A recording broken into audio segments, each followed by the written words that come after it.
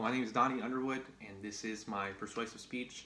And the topic of my speech today is going to be why Muhammad Ali is the greatest boxer of all times.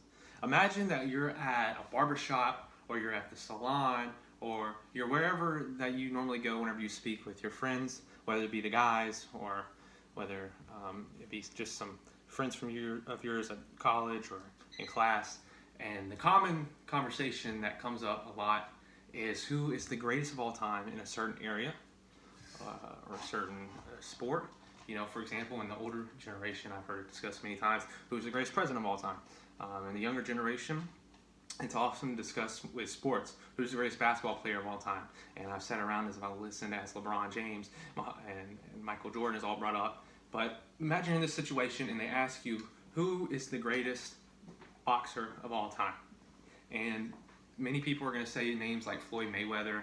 They're going to say, maybe if they're into older boxing, they'll say names like Mike Tyson or Roy Jones Jr. and how they changed boxing forever. But today, I want to convince you and show you that Muhammad Ali is the greatest boxer of all time. So, in order to determine the greatest of all time, we're going to use the acronym GOAT, G-O-A-T, in order to not have to say that the whole time. So, the GOAT, we must first give some parameters as far as what is a GOAT. So what makes somebody the greatest of all time? Because a lot of people will use that term loosely and not really have any true definition, any true meat to it.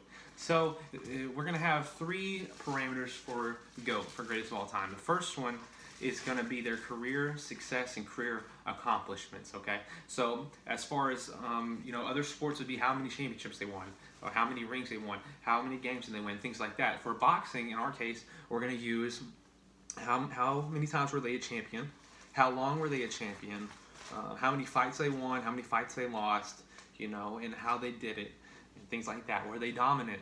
Were they not? And you have to look at a lot of career accomplishments as far as boxing. Number two that we're going to look at is going to be, did they affect the game? Did they affect the area that they were in? Did they change it? For example, in basketball, a recent player named Steph Curry has come to the scene and he's changed the culture of basketball, the game of basketball. It's a lot more shooting from far away rather than being close to the basket. And he changed the game forever. So did they change their sport? Boxing, did they change how boxing was forever? Did they change how fighters fight, how they box, how they approach it, their mindset, how they talk, things like that? And last but not least, what was their effect outside of the ring? Was their effect limited to just boxing? Were they only, known just in the boxing community, or did they have a wider influence? Were they able to, make a difference in other people's lives and change the world, I guess you could say? So those are going to be our three parameters. Now I want to lay out why Muhammad Ali, we use these three parameters, greatest of all time, why Muhammad Ali would be considered the greatest of all time. Because the great thing about Muhammad Ali is he wasn't just a great boxer, but his influence extended past that. So let's start with number one. Muhammad Ali had a very successful boxing career. He had many career accomplishments. Whenever he was very young, he won the National Golden Gloves light heavyweight champion. That's a very pristine accomplishment in the boxing community, as well as he won a gold medal at the Rome Olympics.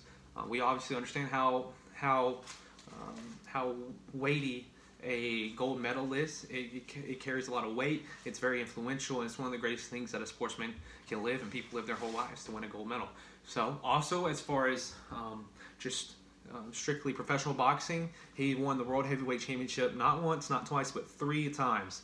Many people argue that the Heavyweight Championship is the hardest boxing championship to win. Just because of really one punch can change everything. That's what makes the heavyweight division so entertaining, why people watch it, because all it takes is one punch from one of those big heavyweights. And especially in the time period that Muhammad Ali was fighting in, it was known as the era of big, strong heavyweights who can knock people out with one punch. Muhammad Ali was in the scariest generation to be a heavyweight, and he came and he won the World Heavyweight Championship 3 times in the hardest time period for that weight division. He also won Fighter of the Year from the Boxing Writing Association, and he's elected in the Boxing Hall of Fame and the Boxing Hall of Fame International. So he has many career accomplishments as far as strictly boxing. Now, a lot of things that people will use to argue why Muhammad Ali might not have been the greatest was that he had a record of 56 wins, but he had 5 losses. And a lot of times people argue, well, Floyd Mayweather, if you don't know who he is, he was a boxer who just retired. He was 50-0. He never lost a fight, as was Rocky Marciano. He was 50-0, never lost a fight. So wouldn't these fighters be considered the greatest of all time? And those are fair points that you can bring those up, and you can make cases for both of those fighters to become the greatest of all time. However, we have to look at level of competition. Like I said, when Muhammad Ali was fighting, he was fighting in the time that you do not want to be a heavyweight, because you're fighting men like Sonny Liston, Joe Frazier, George Foreman, Kid Norton. You're fighting all these big, strong heavyweights who will knock you out in one punch. The first man that he fought to win the World Heavyweight Championship, Sonny Liston, Muhammad Ali was 19 at the time. 19. And Sonny Liston had punched people so hard that they saw the people's teeth fly out of the ring in the middle of the fight. That's how hard he could punch. And Muhammad Ali had to step in the ring with that man. And at 19 years old, he shook up the world, as he said, and he defeated him and made him quit on the stool because Muhammad Ali's style was so unique, and he defeated him. So we have to look at that level of competition. Muhammad Ali had some of the fiercest competition ever, and that did lead to him taking a loss to Joe Frazier, his first loss. But he did end up avenging that loss, and he came back and he beat Joe Frazier. And a lot more of his losses came towards the end of his career. Once he was already past his prime, he should have retired earlier. However, he had such a love for the sport. You know, he loved boxing, and he didn't want to, retire the gloves, and it led to him taking a few losses that if he was earlier in his career, debatably he could have won those. But he kept fighting outside of his prime. He didn't have the movement, he didn't have the speed or the strength anymore, and it led to him getting a couple of losses on his resume. So, like I said, he did lose. However, he also won so much against some of the scariest opponents, and you have to bring that level of competition into play. Okay, so Muhammad Ali also checks the box for the second part of the greatest of all time discussion. He changed boxing forever. Whenever Muhammad Ali came to the boxing division, heavyweights were known as just standing still, planting their feet, and just throwing big, strong punches that were just there to knock the head off of whoever they were fighting against. That was the style. But Muhammad Ali came in, he was 6'3", and however, he moved like a middleweight. He moved like a much smaller man. He could really bounce on his feet. He had speed, and he had footwork, and as he would say, he would dance around the ring.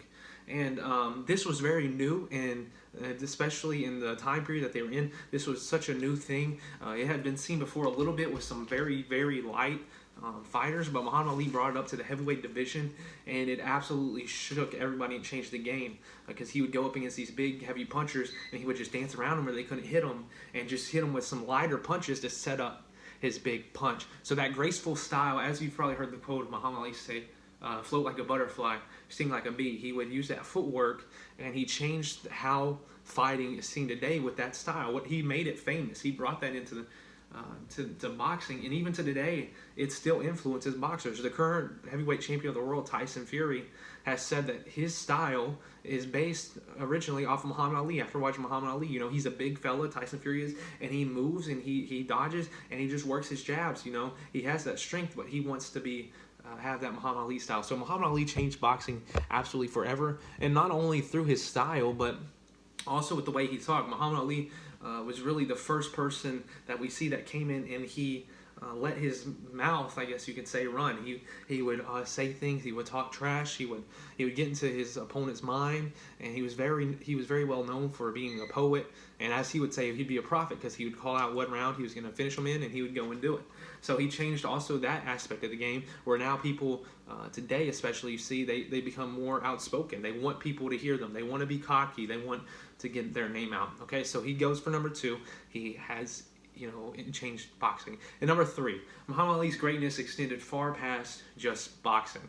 Muhammad Ali, this is really where he separates himself from other boxers. Because there are other boxers who have great records, who maybe changed the game, but nobody in boxing history has had such a greater impact outside of boxing than Muhammad Ali. He was very prolific in the civil rights movement. We could see him with great men like Malcolm X and Martin Luther King Jr. as far as the civil rights movement, as far as getting equality in America for African Americans, and especially in this time, it was in the 60s and in the 70s, so we understand that it was a very tough time to be an African American in the United States of America. A lot of inequality and segregation, but however, Muhammad Ali, he really used his position as heavyweight champion of the world to speak out against these things. And one of my favorite quotes by him is, "Service to others is the rent you pay for your room here on earth."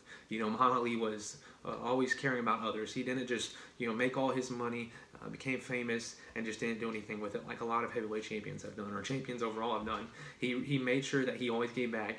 He made sure that he always took time And, you know, if you ever watched any videos or documentaries of him, he always took time and spent time with kids, with younger people. He always wanted to be an influence on younger African American boys to show them that if he could do it, if he could, you know, get to where he was, that they could do it too. So he was a great example for that, for African Americans, and he still influences people today. People still look back to Muhammad Ali and how great he was, and many of his quotes and sayings are very influential in their lives, and he changed the world forever. So all these reasons lead to what makes Muhammad Ali the greatest to ever lace up a pair of gloves. You know, I've told you about his great career accomplishments. We've seen how he affected boxing even to the day, and how his influence was far past just boxing. You know, he changed the world forever, and that's, you know, these are 3 reasons lead to what makes him the greatest boxer of all time. So next time you're in this situation where somebody brings up, you know, what makes a fighter the greatest of all time, you know, I think Floyd Mayweather, I think Mike Tyson, I think all these other people, you have an argument here now. And if you use these parameters of what makes the greatest of all time, why Muhammad Ali would definitely be on top. And you could even argue the fact that he was the greatest athlete of all time, as that has been said by many people.